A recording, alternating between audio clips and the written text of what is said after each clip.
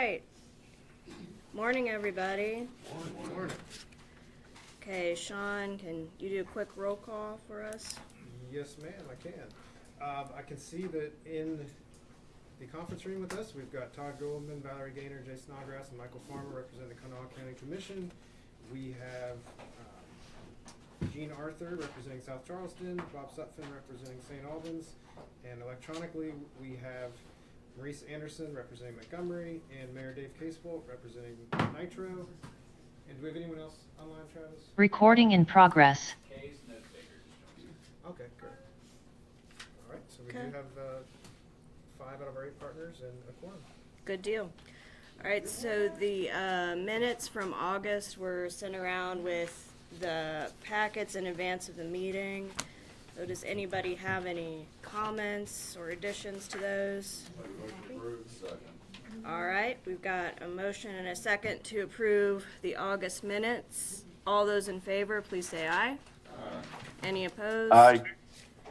All right, motion carries. Okay, Jessica, financials. Good morning, everybody. Okay, so we have August and September in front of you, and we can summarize both of them.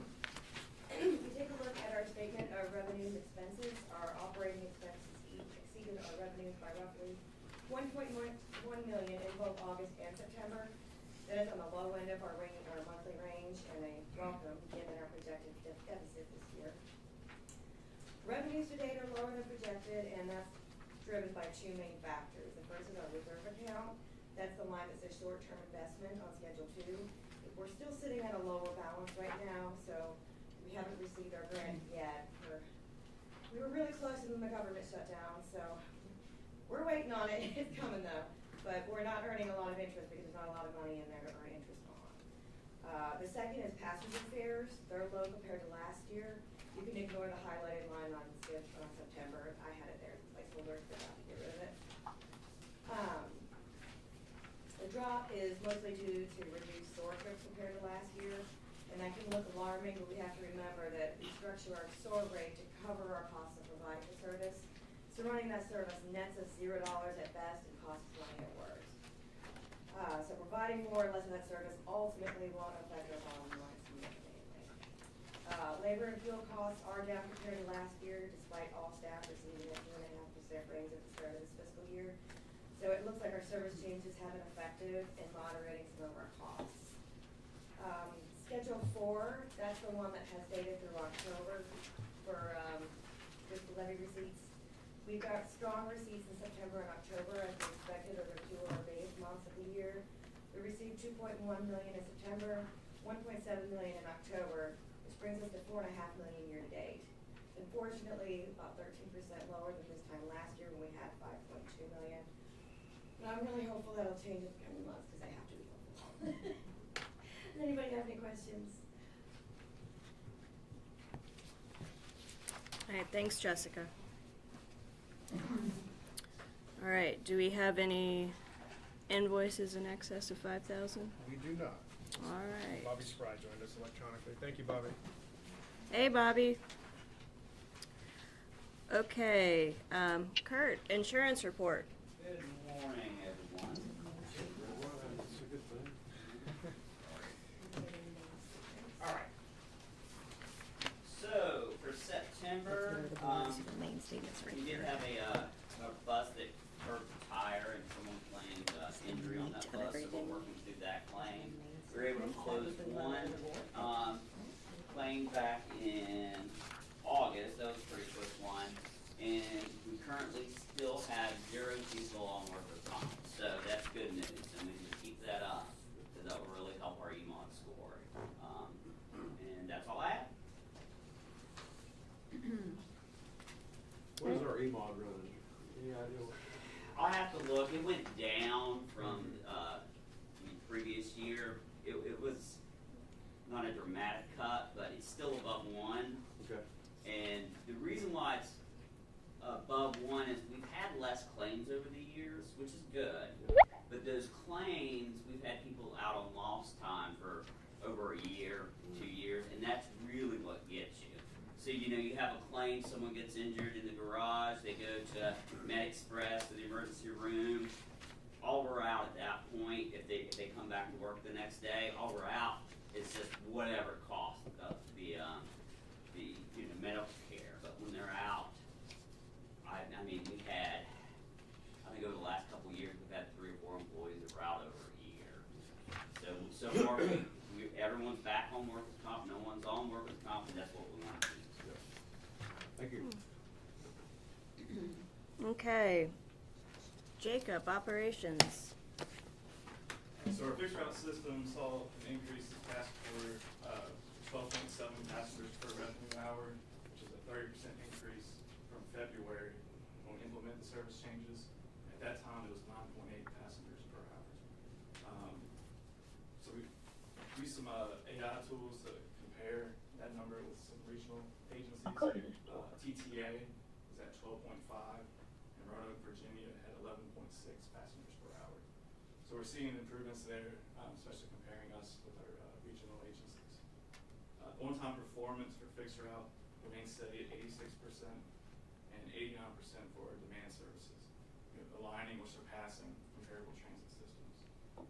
No-shows declined nearly 1/3, while cancellations rose slightly, demonstrating improved trip coordination and consistent service reliability.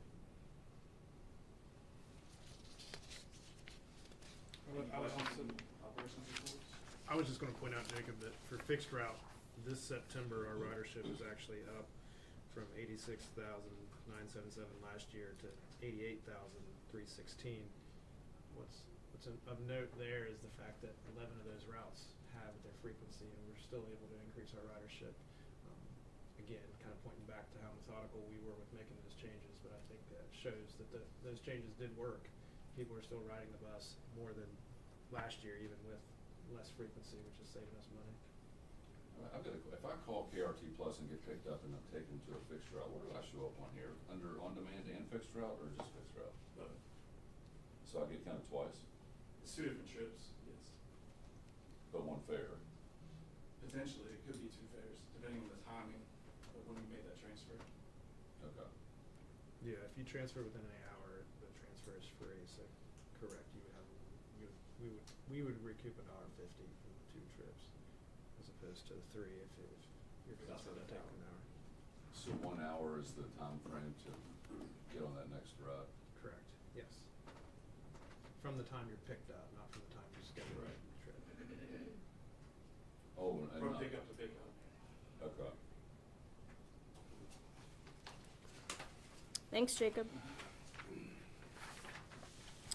All right, Travis, maintenance facility update. We haven't been back from the federal government because of the shutdown, but we're fingers crossed, everything crossed that we get the building grant. If that doesn't go through, then we'll have to probably put forward on some updates further on the garage, roof, and a couple other things. But that's about it for right now. Yeah, we were hopeful September 27th was the date we were supposed to get that award notification on the maintenance facility, but obviously the federal situation has pushed that to who knows when. But, I mean, we're taking it as good news that we haven't heard anywhere else has been awarded the money. Kind of is what it is. All right, so we have Chris Lambert here from Suttle and Stoniker to talk to us about the 2025 audit. So welcome, Chris, and I'll hand it over to you. All right. Here, spread my papers out a little bit. So I am Chris Lambert, audit partner with Suttle and Stoniker. I have Jessica Wooten here with me. She was the in charge on this audit and ran the day-to-day.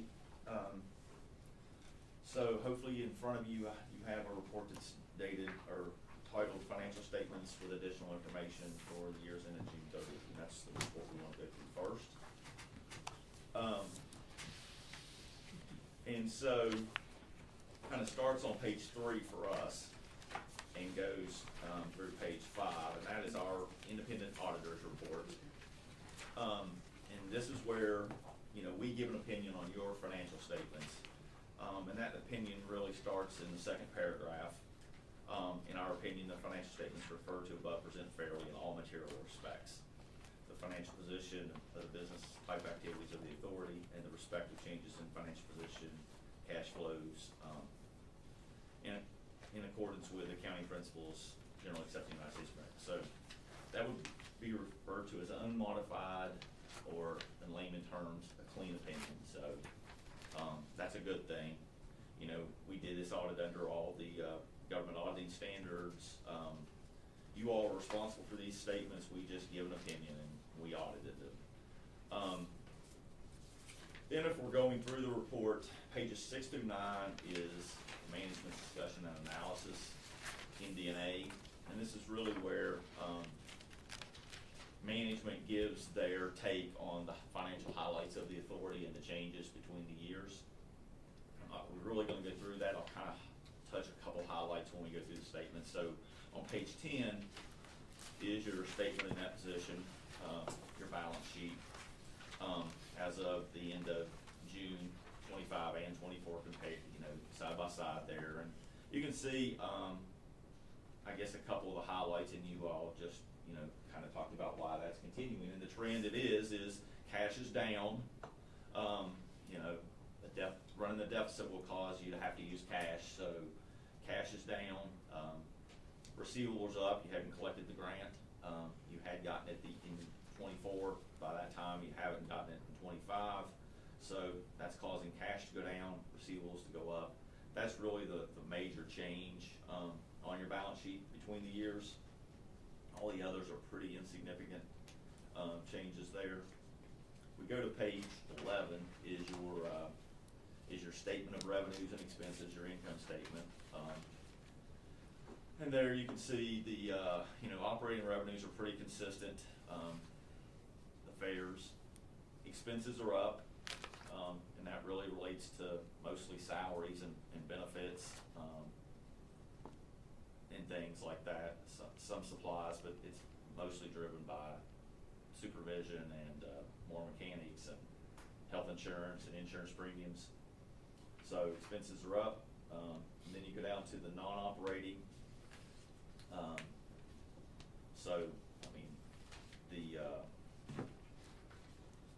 The levy was, you did collect more money under that, and then the interest and other income is down, and that's a little misleading. In 24, you wrote off some buses that you disposed of, and they weren't fully depreciated, and that caused a loss, and that's kind of being netted against some of that interest and other income. So that's kind of plays out there, but 2 years in a row with deficits of almost $2 million there, as you all, I'm sure I know you've talked about it at length because we've seen it in the newspaper and changes in that. So no real reason for me to. The next statement is your statement of cash flows, and that really just kind of explains where the cash came from and where it was spent. And you can see it by line. Nothing really to highlight there. And then we get into the footnotes, and those run from pages 13 to 34. And really, what footnotes are is a more thorough description and analysis and how we came up with, or how you all came up with certain numbers that are in your statements, more explanation of them. You did have to adopt 2 new accounting standards, GASB 101, which did have an effect on your financials. You had to pick up more sick leave as compensated absences and book it. Wasn't material enough to have to restate the prior year, but everybody had to adopt that, every government agency, and we had to deal with this on all our government clients this year. And then 102, which had no effect on your financials. And so otherwise, all the footnotes are the same as they've always been. We won't really talk about any of those unless anyone has questions, and feel free to interrupt me and ask questions as we go if you have any. Then the next 5 or 6 pages from 36 to 40 are really a 10-year look at your OPEB liability and your pension liability or / assets, and really talk about how much you contributed and what the liability is for the last 10 years. And that's just a requirement under government auditing standards, is to give that 10-year look. And those schedules are there, and then you get a footnote on them. Nothing really there. Then we get to page 42, which is your schedule of operating expenses. So this is the detail of those expenses that were back on page, 11. So you can kind of see what made up those, different categories and what drove the increase in expenses between the years. Then, the rest of this stuff is all supplementary, so you're required by the Federal Transportation, Administration to put page 43 in here, your section 9 operating assistance, so it's just a calculation of what you can draw down. Page 44 is your schedule of, federal awards and what you spend under those federal awards. So you have to have what's called a single audit because you got and spent more than $750,000 in federal awards. So we have to do a single audit here, as we've always done. But those are the different grants you received, and the one we obviously had to test was your operating grant because it's the only one of any significance. And we give that opinion on page 47.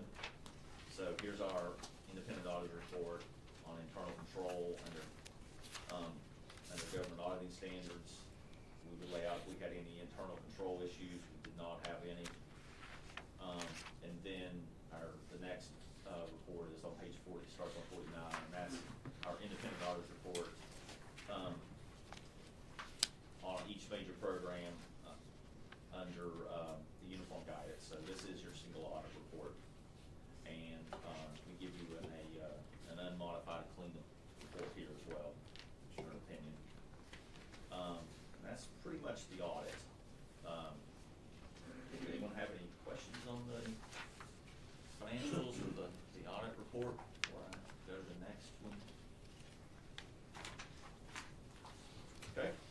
So the next report is our report to the title report to the board of directors.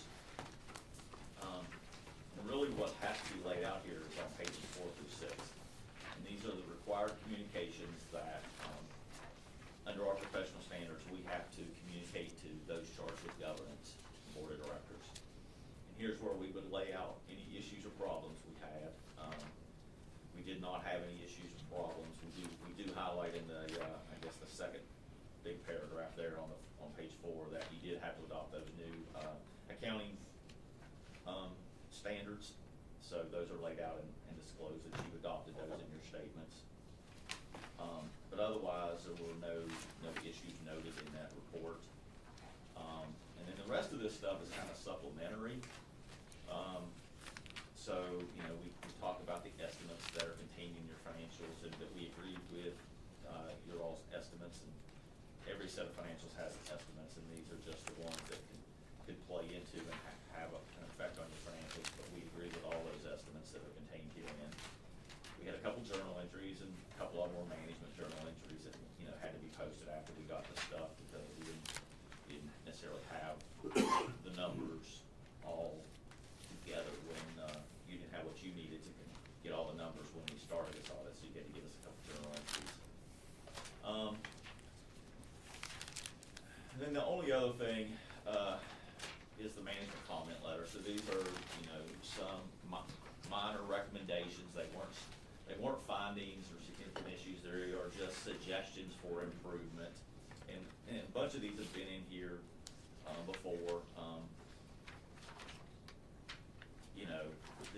We've talked about this timesheets thing, and you're all feeling maybe you can't do that, but it's fine. I mean, like, we would recommend you come up with a way to do it, but under the best set of internal controls, we would want to see that. We talked about you have deposits in excess of $250,000. Well, a bank could fail. It's unlikely. We would like a little more documentation of your internal controls to be in a manual there. And then we found a couple cutoff issues, 2 minor things, so we document that. But overall, it's a very good, good work by Jessica and her team. So that's kind of the 2025 audit. I'm curious if you all even look at this. We've been on a bit of a cash burn. Did you all ever have an opinion that says, like,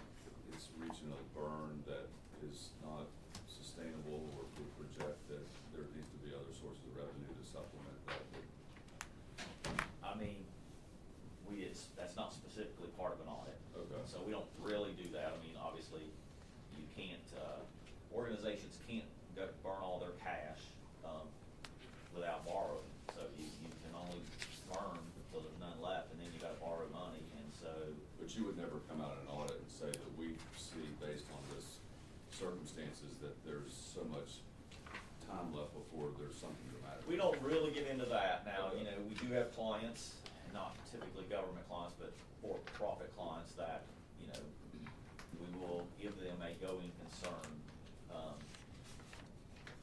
footnote and or opinion, basically saying that we don't think they have the ability to continue in business for another year based on their financials. And that's typically they have negative equity, usually lots of debt and very little cash. So they owe, you know, payables are getting high, debt's ramping up, no equity. I mean, you all have unrestricted net position of $8.6 million that, you know, so that's contained in there, so you're not at that point, but you can only burn through $2 million more than you bring in for so long. Right.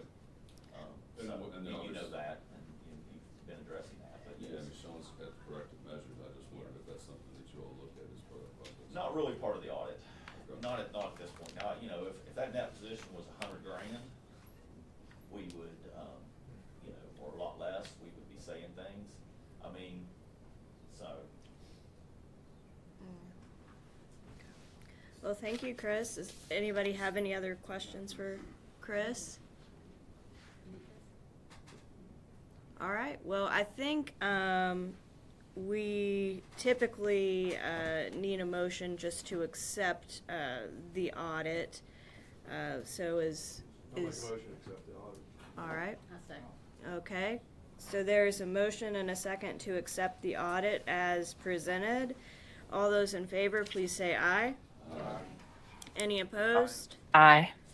All right, well, thank you so much, Chris. Appreciate it. I think Heidi joined us electronically, so good morning, Heidi. Thank you. Morning, Heidi. Morning. Sorry I was late there. Okay, so procurement manual update. Sure. I'll start with this and then let Travis fill in some blanks. So back in 2023, we went through, well, I went through my first triennial review. And as part of that process, the team from the FTA goes over really everything from our procurement manuals, our policies, etc. And one of the items that came out of that triennial review was the fact that our procurement manual was outdated, quite difficult to follow at times. And so since then, we've been working to update our procurement manual and make it more streamlined, but also updated to current federal clauses, requirements of the FTA for our triennial reviews. So this, I kind of brought it as a prop. Back in 2005, we had Jackson Kelly help us with this. No offense, Grace or Valerie, but obviously attorneys wrote this.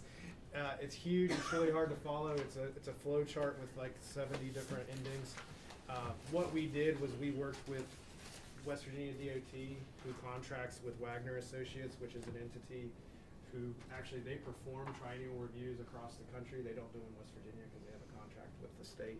But we had Dan Wagner and his team come up with a new procurement manual for us that updates the federal clauses, makes it much simpler to follow as far as the cutoffs of what is an RFP, an RFI, IFB, etc., which will really make Travis's job of writing these procurements easier to follow and for anyone else on the team to know exactly kind of the route to take as opposed to a more convoluted 20-year-old document. So I sent that out yesterday and we've got it. Travis, do you have it up? I don't really want to go line by line, but Travis, can you give some updates? It was tough to follow because it wasn't a track changes kind of deal. Yeah. So this really just kind of, like Sean said, is streamline the process. Jackson Kelly, their manual had the same style of clickable links and things like that. Somebody could do through the electronic. But one of the things to kind of look at was the small purchase and micro purchase. These change as inflation and things go through, and we haven't updated our manual in 20 years. So a lot of our old thresholds were still that of 2005. And if that is in your manual, you have to follow that threshold. So we were really bottlenecking ourselves. Where the micro purchase threshold was 10,000,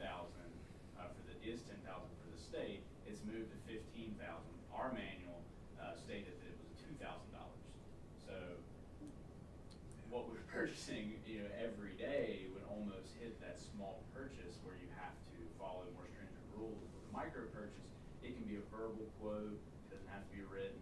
When you get into small purchases, things have to be written, you have to have a certain amount of quotes, and then once you get past that 25,000 is what we usually have to follow anyway, because we still have to follow the state.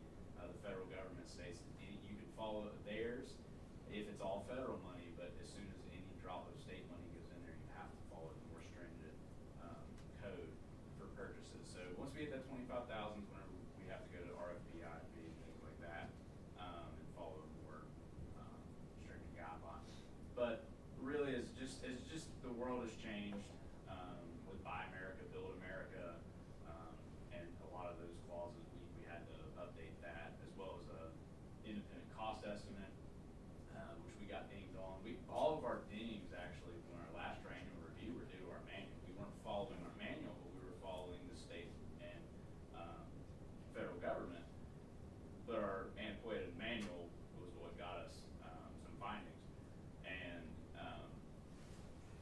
we had the argument that, well, we did update it via email. It was they didn't like that. But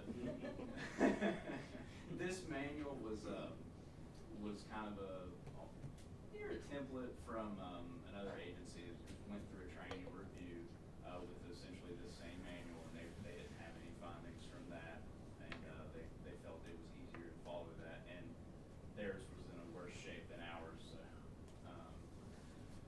should have cleaned up a lot of things for us. Was that other entity of similar size to us? Yes. Well, we're still the biggest in the state, but I didn't know if it came out of state or where the document came from. Eastern Panhandle, I think, wasn't it, Sean? Eastern Panhandle, Epton used it, but also Parkersburg. Parkersburg. Dan had redone it for Parkersburg, and then And another thing to speak on Dan Wagner's credibility, he also holds the PSR, so all the training for the FTA, he's actually contracted through them to perform procurement manual training and things like that. So they know the FTA's FAR and circular in and out. And so are our day-to-day practices now consistent with this document, or do we have to make some changes? With what we have here, no, we would, if you all approved it, we would adopt this and then our day-to-day practices, which we do anyway. But I mean, you're basically following what's gonna be now adopted in this document. Correct, yes. So the updates were sent around yesterday. I think what Travis and Sean are asking for is a motion to adopt this new procurement manual. I just have a question. As legal looked through all this, this is a lot to absorb in 24 hours. no, we didn't send it through, Grace. Really, I mean, in our mind, it was an entity that's contracted by the state to do these for the feds, and it was free. I like things that are free and legitimate. There's two documents you emailed us, though, and this is just one of them. I sent you the old version. Yes, I sent you the old version, and then I sent the new version. Yes. Because this says it's 90 pages on Yeah. here. Was it, used to, the old one was 400 pages? The old, it's not four. Maybe it's not 400, but it's not numbered, but it's substantial. Includes other sections. Okay, so that's what that was. Yes. Yeah. So one thing to kind of look at with this manual is, with the old manual, it had a very good, very thorough, but a little convoluted way of doing the clauses. So whenever you would put a clause in with our old manual, you would have to delete section B for certain procurements, delete section C for other, and it made it really cumbersome to do that. And I understand, you want somebody else to potentially review this, and that's fine. The state did go through a formal RFP process for this that was also reviewed. So it wasn't, we didn't just pick somebody out of a hat to do it. But it sounds like this was kind of a cut and paste for him because it's been used elsewhere. If it's been used elsewhere, has it already been through a training or review? Yes, with one it of went those through a agencies? triennial review in Parkersburg. Yes. And I should point out, Dan contracted to do training in the state of West Virginia, so he doesn't do any of our triennial reviews, but he does triennial reviews across the country.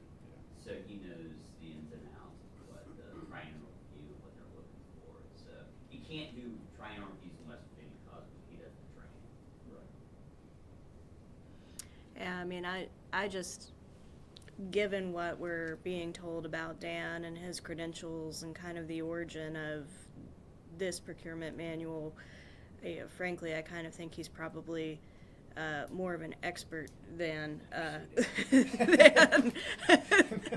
the ever-changing than Grace on this. So yeah. I wanted to save us some money, but get a legitimate, updated, great document, and I think that's what. Pass the test. Yes. Yeah. One other question, does it address any of the changes that the Trump administration has put into Buy America, DEI, any of those type things that have changed That was the recently? only thing I was wondering about was with the DBE, but I don't think they've changed the regs on that yet. The Yeah. FTA did not recognize the Mhm. DBE, change of the current administration. They still require the same DBE, for their funded projects. I did look back when we put out the fuel, contract, I didn't want there to be any issue. That's a substantial amount of money. And it stated that the FTA still recognized DBE, similar to that. I think the only change would have been Build America, but that didn't happen under Trump.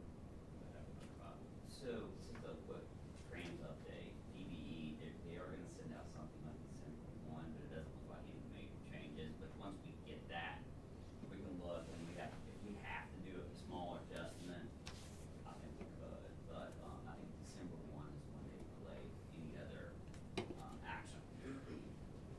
When does the next triennial review? When would that start? It will be in 2026. Yeah. Yeah, so it's coming up. We haven't scheduled a date. Okay. They kind of tell us when they'll come. Got it. Yeah. We like a lot of pain here. We do a triennial review and union contract negotiations the same year. Same year. Yeah. Yeah. And this will help us as going forward, before we get into that, so it'll help us with the last year in the training review. Now, this won't be retroactive to anything that we've done, but it will look better if we did have a finding from any other RFPs in the last 2 years or 2.5 years, that we were trying to improve. So they'll take that into consideration as well. Sure. So is anyone willing to make a motion to adopt this this manual update, or do we need more discussion? I'm happy to make a motion. I think that the discussions are sufficient at this point, and the sources are adequate. The only thing that it would be to make sure that if there's anything that's changed in the current administration, that we have a chance to correct that before we get to the next triennial review. But Sure. I make the motion that the procurement manual that's presented, that Dan Wagner prepared, be adopted. All right, so we've got a motion and a second to adopt this procurement manual prepared by Dan Wagner. All those in favor, please say aye. Any opposed? All right, motion carries. So it's kind of hard to believe, but what year is this, Sean? Is this four? This is 4 4 years, yeah. That's 4 years with Sean here as executive director at KRT, which is crazy. But every year we go through this process where we do an annual review of the executive director. That's something that the board oversees. So I asked Sean to kind of give us a rundown before we kick him out of the room to talk about him, of some of the things that he and his team have done in the past year, just to kind of refresh our memory. Sure. Well, thank you, Valerie. And I joke sometimes, I think I said it last year, that sometimes it feels like I've been here for 5 months, and sometimes it feels like I've been here for 15 years. The last year has flown by, and I appreciate my team. And I want to introduce to Allison Wallace as our new communications director. I think you've all talked to her on the phone, but we're really excited to have her as part of that team. And again, my review really lies a lot on the strength and the brains and how good my team is. They make me look great every day, and I appreciate that so much. In this past year, it's been really a lot of the implementation of work that you all as a board have been doing for the last couple of years. journey to get to in February when we made the changes to 11 of those routes and decreasing the frequency. And then again, this week, just on Monday, the South Hills and the Beach Avenue route were totally replaced with on-demand transit. And I think the big challenge for us this year has been how do we pull that off in a way that is least painful to our passengers? How do we educate them? How do we make sure that we get enough media coverage? How do we make sure that our partners know about this in a way that limits the pain and the impact on our passengers? And I think I'm really proud of how we've pulled that off. That's what I'm most proud of this year. We've implemented some technologies as far as the ticketing machines that are here and down at the city center, the account-based ticketing and fare capping, new technologies that make it easier to get on and off the bus and hopefully are starting to attract new people to the system, but also that makes it internally easier for us to manage our operations and for our operators getting on and off the bus for passengers. So I'm really proud of that. It seemed like the last couple of years we've been researching and jumping through the hoops of getting these things, but this year was actually the getting it done. And I think we've done that and done that fairly well. This week on Monday when we made those changes, do we have any calls? Is anyone complaining? No. And We have a small number. Well, We always get complaints every day. should have called him Jacob. Kurt, did we get any complaints? But no, really, I'm really proud of the work we've done and the partnerships we've made. And again, it seems like that was just a few months ago that we did this the last time. But I'm happy to be here and happy to be a part of this team and continue pushing forward. There's still challenges and there's still, every year we're going to experience, everything's going to cost more and we're going to have to figure out creative ways to do the same or more with less, right? And we're working behind the scenes really hard to do that. So again, thank you all for the opportunity and I hope you let me continue to do it. Well, thank you, Sean. Does anybody have any questions for Sean before we boot him? All right. Now, this is Kay Summers. May I say something? Yeah, absolutely. Hey, Mayor. Hi, Mayor Summers. I want to say it because I want Sean to know how I feel, okay? Before he leaves the room. And I don't get to vote, Sean, so this doesn't help you. But as one of your customers and participants, and Sean is so professional, and he handles all different levels of people, and I like that. I notice how he does. He doesn't talk down. He doesn't talk above. And he's always trying to do what's best for your organization and your customers. And I really appreciate him, and he does a very good job, and he's very professional. And I vote, even though I'm not allowed to vote, I vote that he's doing a great job. Thank you, Mayor Summers. Yeah, thank you, Mayor. I mean that because he's very responsive, and he should make you guys proud to have him on your team. Well, thank you. We really appreciate that feedback, Mayor Summers. But I don't always say nice things, so. All right, Sean.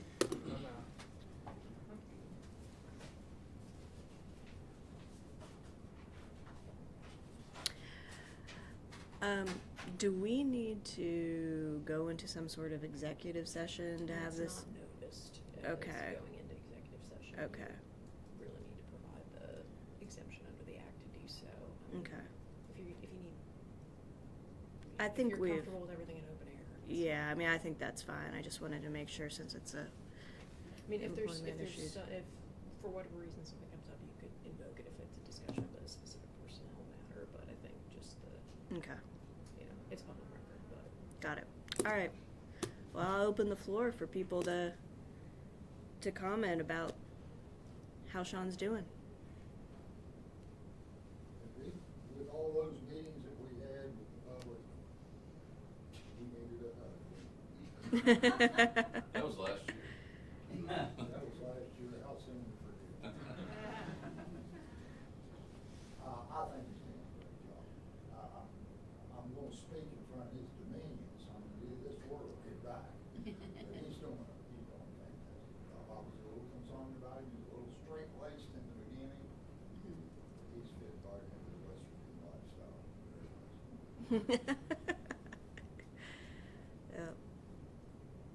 I think with a lot of COVID changing times, transportation, everything's more expensive. Like I was looking at the question you asked about when do we level off, and I think it's been very innovative to come in and say, we recognize that we have to change the way that we do transportation, but also still meet the need of people without them feeling dejected about the changes. And that's been one big thing where a lot of people don't want to make a change.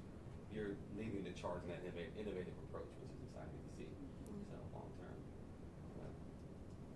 I worked pretty closely with Sean during chairmanship and been here on a board level for long enough that I've seen years past where those changes weren't either even thought of or adopted, or there was no willingness to get on the edge.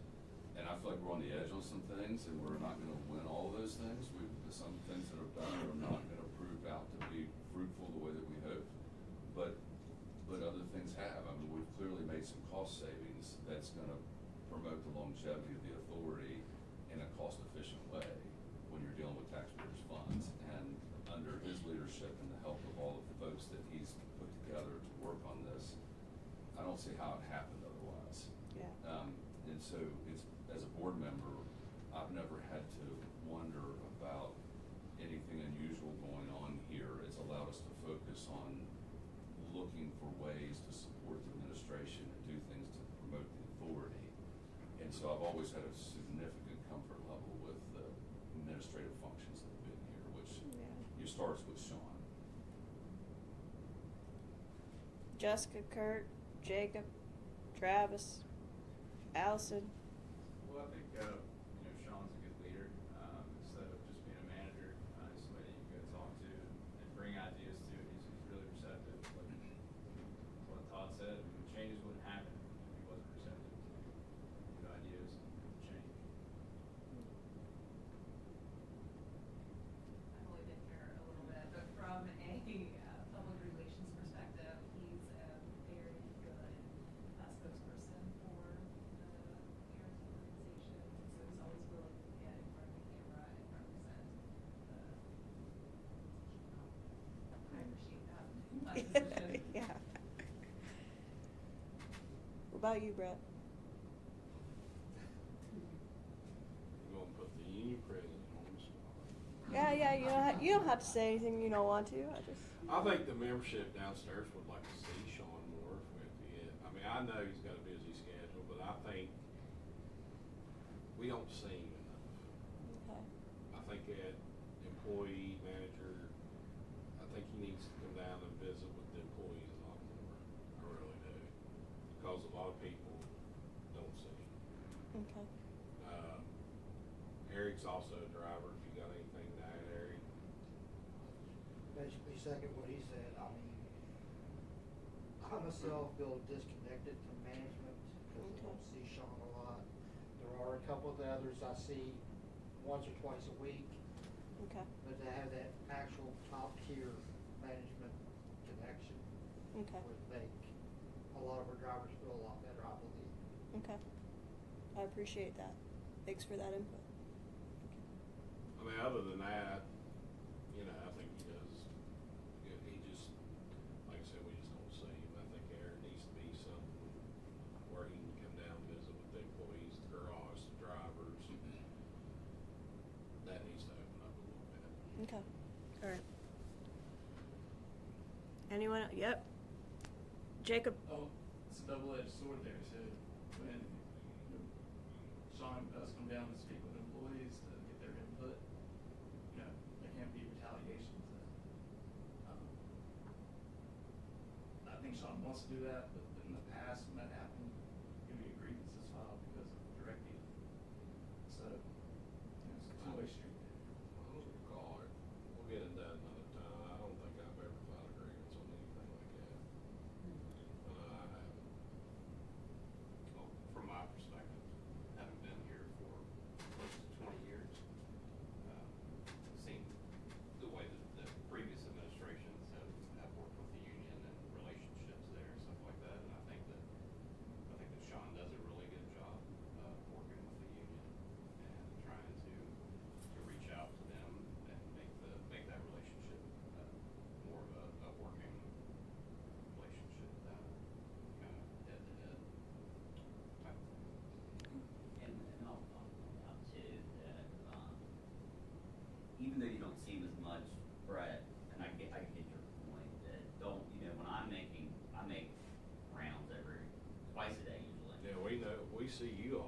And I do give, Sean your concerns, I just wanna let you know, it's not like he's totally blind to some of those things, so.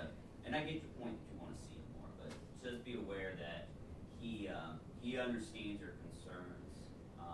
And obviously, coming up, as we're aware, Brett, and I should point out, Brett works with us very well, and I appreciate Brett. We've had disagreements, and we work through them, and sometimes meetings get a little heated, but we come out of there, and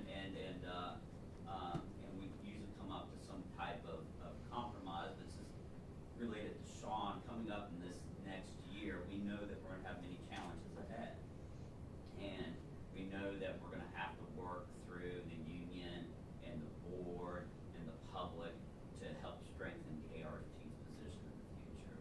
So, I appreciate Brett, and I think Sean's done a really good job of managing a lot of those difficult situations that we see ourselves in right now. Yeah, I'll say from my perspective, I mean, I just, stepped into this chairman role a couple months ago, and, since that time, I mean, Sean is reaching out to me whenever there's an incident. When we had the school bus that struck the KRT bus, I knew about it pretty much at the same time it hit the news. I mean, Sean is communicating that stuff. So the board keeps informed, and so I appreciate that, just being in this role for a couple months. And I think, based on what Todd said, that's pretty consistent with how he's dealt with the chairman in the past. So those are just my 2 cents. And being on the board for 6 years now, not nearly as long as some of you, but I got to see the transition when Sean took over, and I agree with a lot of what's been said, and I appreciate that he's willing to look at things and kind of make some tough decisions and tough calls for how to move the organization forward. And I think, there's always room for improvement, so I appreciate the feedback, Eric and Brett. Appreciate that. So the only other thing that, I'll bring up, before we bring Sean back in, is the matter of salary. I know that we're kind of in a very difficult financial spot, and we have been. That's why I've been making changes to Roots and the way we do things. I know Sean didn't take the 2.5% or whatever percentage raise was negotiated this year, so we can leave things as they are for him. We can have a discussion about that, just kind of opening up the floor to talk about that. I'm going to check real quick. Do we actually have a formalized I know we discussed this openly, but is there an actual process where, like, the board does an evaluation before, like a Google Drive, something like that, where we have it in there, where it's all put on paper, and then maybe even like a self-evaluation and an employee-to-employer evaluation? I think that having something a little more comprehensive would also help, because I think there's concerns all across the board. And I know we're in a board meeting now, but that would also give it, a little more weight than just a normalized discussion. Yeah, I don't think we've done that before. Okay. Yeah, so it's a good point, Michael, but I don't think we've really formalized that process in any way before. I don't know if that was an HR thing or Well, just in general, it kind of, it's other boards and even just entities that I have, it helps out tremendously to have it on, hey, here's this, and this, before we kind of make any decisions and stuff like that long term. And then Yeah. also just helps, continue to grow the organization. Yeah, I think it's, in the past, the practice has been, just kind of a discussion like this at a board meeting, because as the board, we're sort of, we're the entity, at the top, and sort of Sean's oversight. But no, I don't think we've ever formalized that process. It's just been, like And this. so for something we can do next year, and then obviously we've got to have a discussion to do things today, but. You'd almost need Yeah. to bring a third-party moderator in to do something like that, that maybe knows a little bit about the entity, but would allow to serve as liaison between the board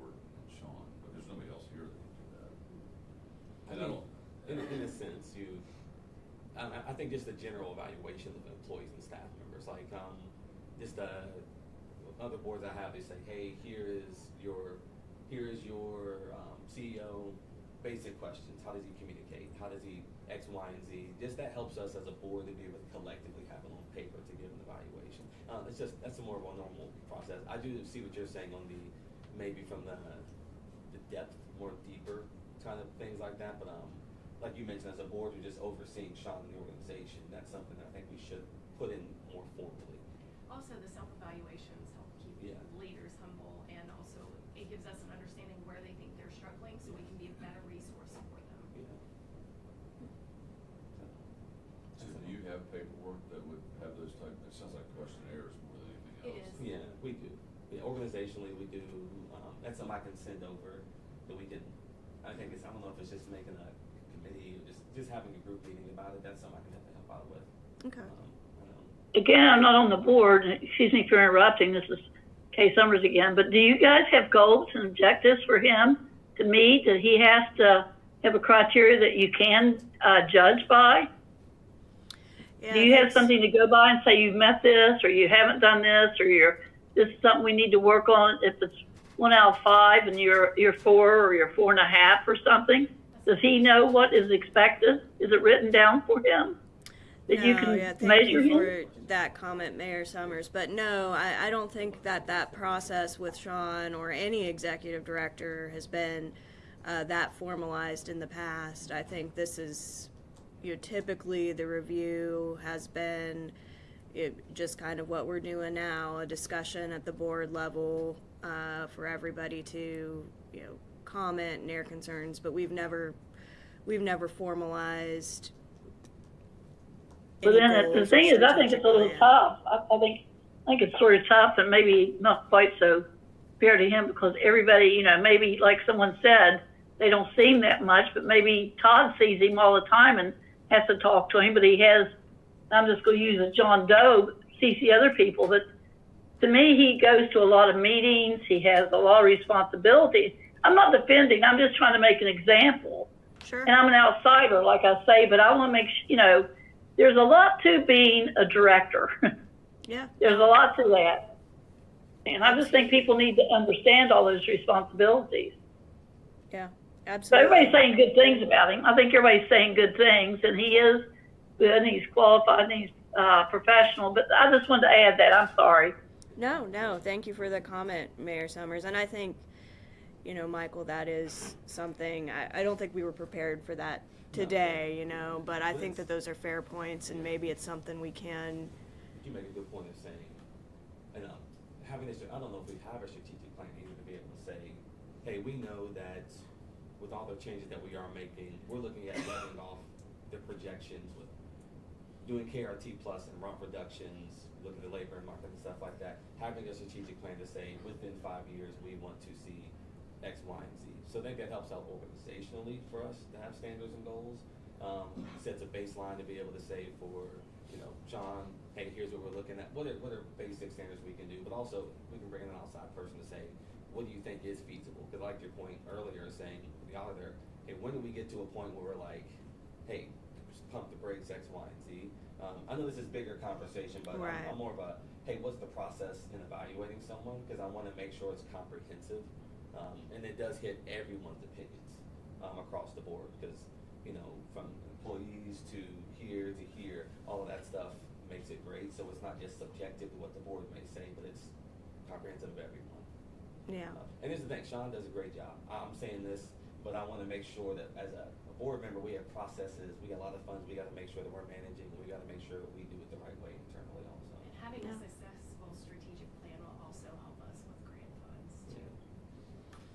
Yeah, I mean, I think there are a couple different concepts in there. I mean, I think there's, and maybe they can't be completely separated, but to me, a strategic plan seems like something more along the lines of what Todd was saying. You're going to have to bring in a third party, and obviously we've had a couple evaluations for other reasons in the past couple of years where we've done, the analysis of the routes and that's been kind of an expensive process, so I think we have to keep that in mind too, just the potential cost involved. But, so I think that that's kind of one concept which can be linked to, but maybe is a little bit separate from the process for evaluating, you know, yeah, Sean, but. I think Sean does a good job, I really do, business-wise, I think he does a good job. You know, and Sean's been here 4 years, I think, you know, a lot of us, I've been here going on 15 years next month. You know, like when Denny was the GM, Denny would come down there, talk to them guys, joke around with them. Hunting season, I mean, Denny was down there, did you get you a buck, did you get you a doe? Trying to intervene with the employees, and even over the garage, get to know them a lot better. Right. And like I said, a lot of them down there, you know, just don't see it, we don't see it. But Denny was a driver before, right? Danny was a driver, yeah. And that's, But still, I've been it here was, through all these, so. it was interaction with the Right. employee. But I mean, he was a driver, he probably knew a lot of them too. Some he did, but the newer ones like me, I mean, he's come down there when I started here, you know, he talked to me forever. Like, Danny, I gotta go, I gotta get on the route, I'm gonna be late. You know, and I'm like, come up and see you, so, you know. But I think just the interaction, Yeah. so And Okay. I just wanted to say that I agree with Michael that, and would be fairer all around to have like those goals and standards, because it's hard to do a job when you don't know what the goal is. Like, is our emphasis on getting the budget squared away? Is the emphasis on increasing ridership? You know, what is our goal? I don't think we need a third party to come in and tell us that. We can look and see, well, what do we want? What is our vision? What do we want KRT to prioritize? Okay. Well, we're almost at the end of 2025. We usually do, I think typically October has been the review month in the past for the executive director. It seems to me like if we were going to set some sort of, you know, goals or, you know, plan for Sean, we would need to do it sooner rather than later. You know, we're about a year out from his next review, so maybe Michael, we could set up some sort of committee to talk about establishing a type of process or goals, whatever, for Sean that we would like to see by next year, and maybe we could get that. I think by the beginning of 2026 might be a good goal if we want to put some of that stuff in place. Would Hello, that be John something Paul. you'd be willing to head up? Yeah. Okay. Fine, how are you? I'm on a conference call. Anybody But else kind of want to looking at- volunteer to be part of that committee with Michael? Heidi, it seemed like you might be interested. Maybe Bonnie. Yeah, I'd be happy to help. Okay. So, Michael, if you want to take the lead on that and get with Heidi and Bonnie and anybody else who, you know, might be interested, and put together some stuff for the board to look at, that would be perfect. Okay. Awesome. I could possibly note for you, if we move forward with some of those projects we discussed with the MPO last board meeting, some of those strategic goal elements would be part of that process. So in a longer term, you're wanting for next year, you're right, that's a short term. Right. But if we move forward with that project, you could drive more information through that with a third party that's hired to kind of work through. Most of the ones I've talked to, they work with you guys to set the goals. They're not here to tell you the goals. So that in Okay. that longer term, that could be an element in that school as we go forward. Okay. All right. Thank you. So As far as today, I know. Yeah. We hit like all the different stuff, but as far as today, I mean, compensation wise, I know we did last year's, this year. My suggestion is if it's 2.5 across the board, he didn't accept it, it can be offered to him, because that's normal compensation across the board for now. And then looking at, hey, next year, we know that a lot of changes, other things happening, moving forward with these projections and going from there. Yeah. That's just my suggestion for today. Anybody have any comments to that? Well,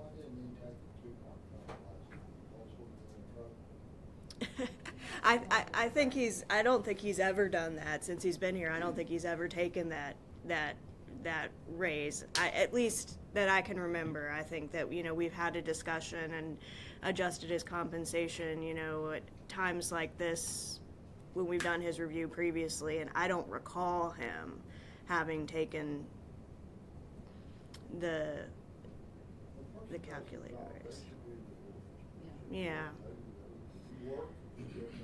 Yeah, and I think it's a tough position, quite frankly. I mean, that there's a lot that goes into the job. He's interfacing with so many people all the time, right? I mean, there's these public hearings that have had to happen. There's union and driver concerns that he needs to be open and hearing. There's the team that he's working with every day. I mean, there's a lot to the job. So I agree with that concept. If you do this job, you need to be adequately compensated. I don't have a problem with offering him 2.5. Okay. It's up to him. Well, I mean, I'll just shed a little light on your question about why he hasn't taken it, but it's because his opinion is, and which is true, is it's our job to decide his pay. That's one thing this board is clearly responsible for. I'm not responsible about Kurt or Jacob. That's Sean's purview.